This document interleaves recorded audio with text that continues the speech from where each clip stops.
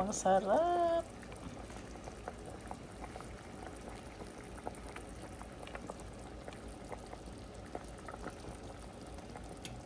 Tikman po natin ha.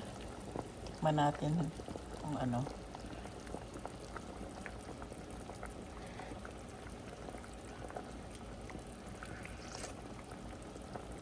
Kulang ng asin. Pero ang sekreto ko po ay patis. Ito na po, lagyan natin ng dato puti. Patis. Fish sauce. Yan.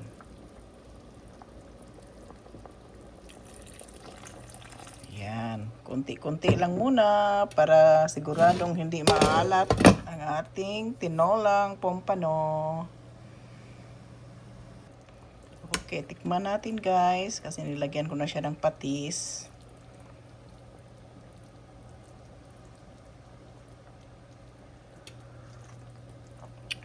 Wow. Good. Patis talaga yung ano ko, pampalasa. Hindi ako betsin or ano-ano. Wala. Patis lang, asin, yan lang. Healthy yan eh.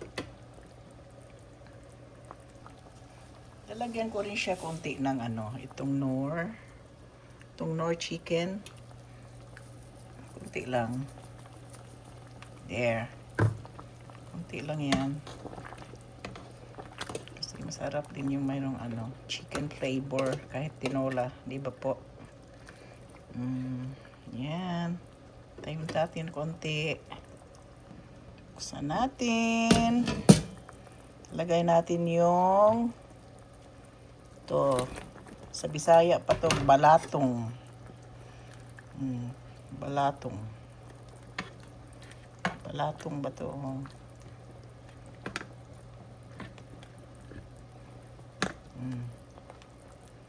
Yan. Tsaka yung okra natin. Kaya itong okra ko, frozen din ito. Nagtatsaga na lang kami dito kasi wala naman kasi akong hindi masyadong, kasi marami ako nang binili last time, so sayang naman kung kinalahati ko na para naman tipid. Okay, hintayin natin na kumulo. Okay, oo, kumulo na siya. Hindi ko na siya nilagyan ng talong kasi yung talong natin ay aking tortang talong yan. Inihaw ko na po siya. So, ang sarap ng kain ko today.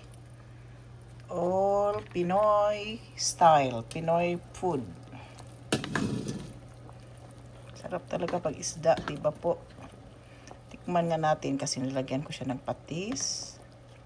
At asin kaunti.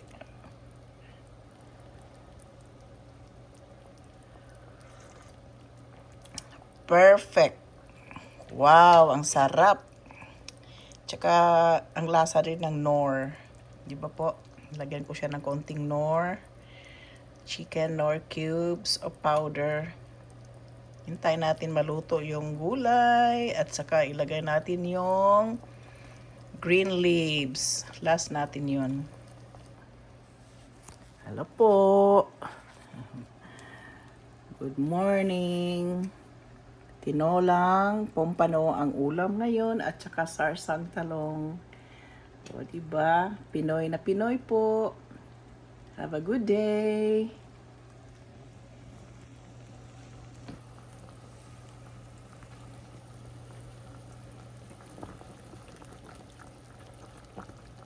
Yan, kumulo na. Tingnan natin yung isda. Tingnan niyo po. Yung pompano. Ang sarap. Ang sarap. Mayroong tatlong apat na slice. Dalawang ulo banda at saka yung sa gitna at saka yung sa ulo.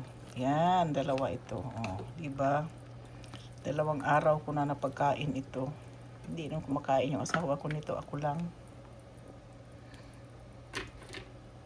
Kain muna natin. Okay po, ilagay ko na yung leaves. Actually po, konti lang ang leaves ko kasi yung iba nalanta na. Yan lang po. Ay, sa labason ito, ang dami naming ano, sa likod ng bahay. Pero dito, ganito lang. At least mayroon din. Okay. Parang tama na po ito. Patayin ko na yung ano. Yan. Yan na po. Thank you for watching my video. Mamaya po yung tortang talong ang ano natin. O, tingnan nyo po. Gagawin ko yan mamaya. Thank you.